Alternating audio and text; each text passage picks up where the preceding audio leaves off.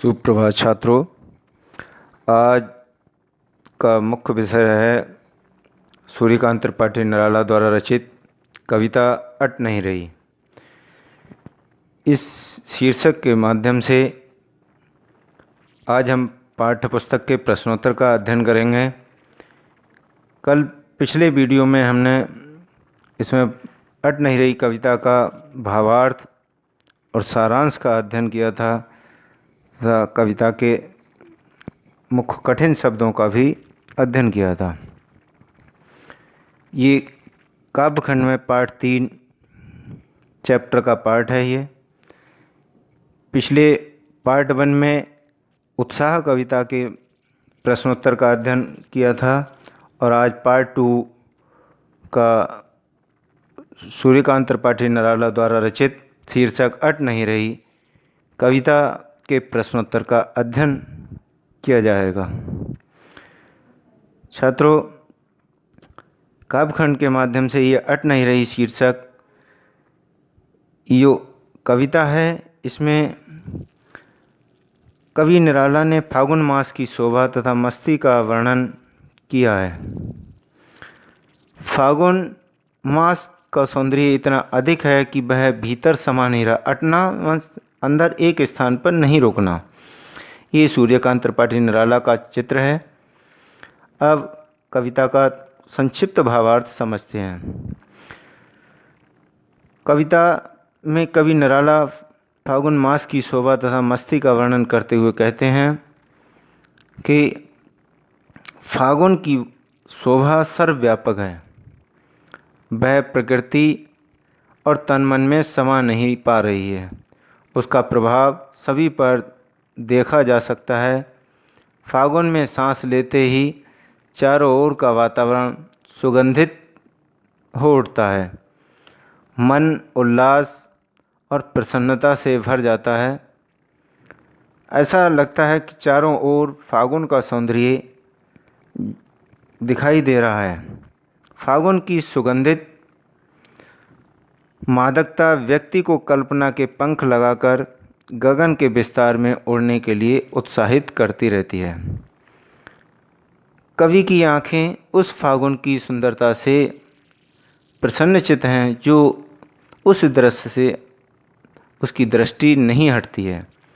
अतः वह इसके माध्यम से बताना चाहता है कि फागुन की सुंदरता की व्यापकता के दर्शन हमें पेड़, पत्ते, फूलों आदि में होते हैं।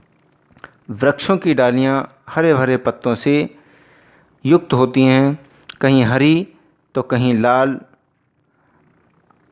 शोभा से प्रतिबिंबित हो रही होती हैं, जिसकी हृदय पर धीमी धीमी पुष्पों की मालाएं भी शोभायमान हो रही हैं। समस्त प्रकृति फल फूलों से लदी हुई मालूम पड़ती है और इसका प्रभाव लोगों के तन मन पर देखा जाता है। समस्त वातावरण पुष्पित और सुगंधित जैसा हो गया है। चारों ओर फागुन की शोभा झलक रही है। प्रस्तुत कविता में कवि ने सृष्टि के कण कण का उत्साह उमंग से भरा हुआ दिखाई दिया है। जो फागुन की शोभा जगह जगह छा गई है, वह ऐसा मालूम पड़ता है कि समय भी नहीं समती है। इस कविता में निराला ने फागुन के सौंदर्य में डूब गए हैं कि उनमें फागुन की आभा रची हुई है। ऐसी आभा जिसे शब्दों से ना अलग किया जा सकता है और ना फागुन से, क्योंकि कविता फागुन की मादकता प्रकट करती मालूम पड़ती है। जब मन प्रसन्न हो तो प्रत्येक दिशा में फागुन का सौंदर्य और उल्लास दिखाई देने लगता है।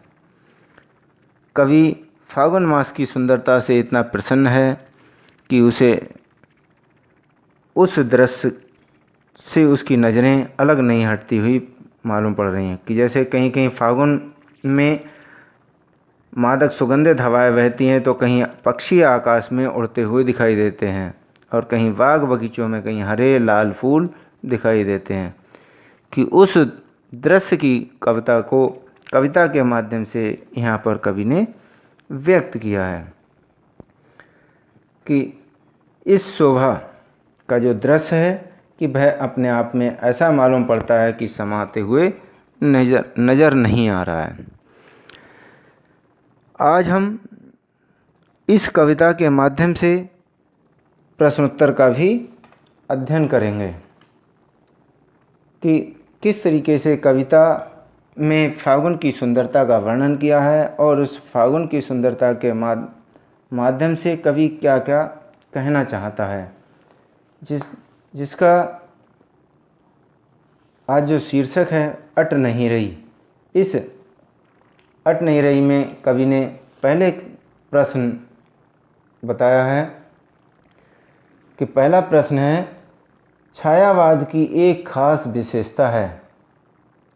ये पार्ट सेकंड का पहला क्वेश्चन है, छायावाद की एक खास विशेषता है अंतर्मन के भावों का बाहर की दुनिया से सामंजस्य बिठाना।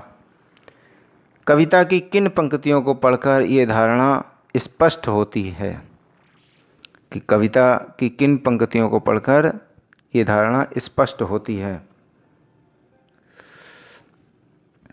इसमें कवि ने अंतर्मन के भावों को बाहर की दुनिया से प्रकृति के माध्यम से सामंजस्य बिठाना, यही छायावाद बताया है।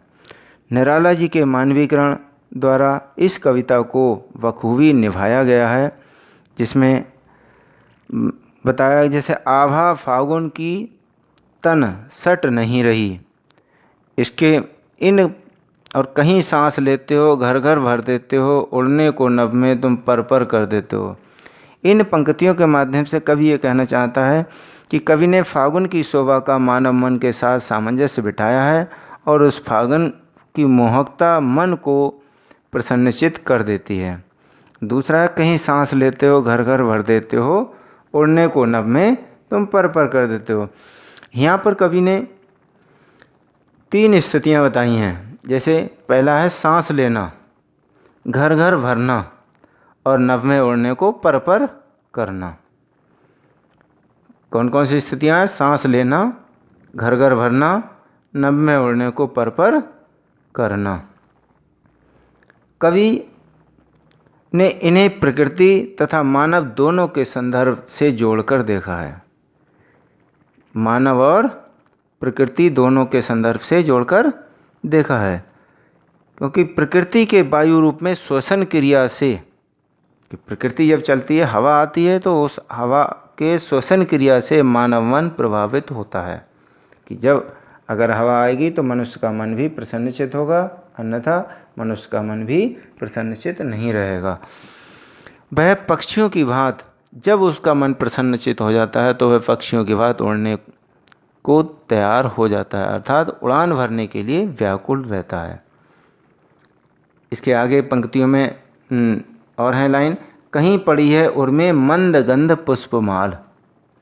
ये भी इसी कविता की विशेषता है।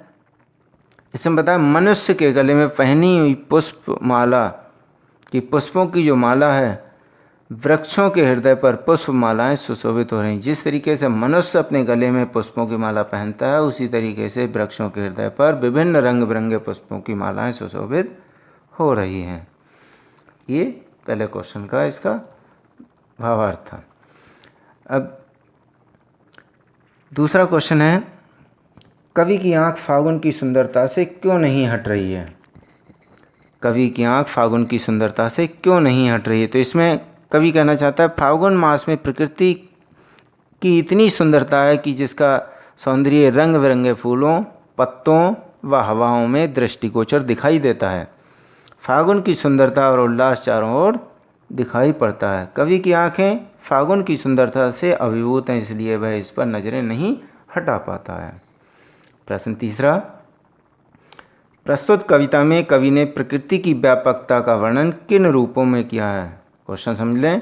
प्रस्तुत कविता में कवि ने प्रकृति की व्यापकता का वर्णन किन रूपों में किया है।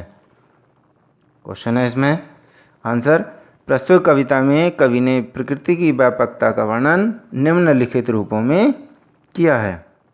अब इसमें दिया है, जैसे फागुन मास की प्रकृति के सौंदर्य को भीतर न समाते दिखाकर बाहर उजागर करके उसके स्वरूप को व्यापक किया है। दूसरा पॉइंट हो सकता है इसमें, समस्त प्रकृति फल फूलों से युक्त है। तीसरा नंबर, लोगों के मन और तन पर इसका प्रभाव दिखाई पड़ता है। चौथा नंबर, सारा वातावरण पुष्पित और सुगंधित हो जाता है। अगला नंबर, सृष्टि का कण कण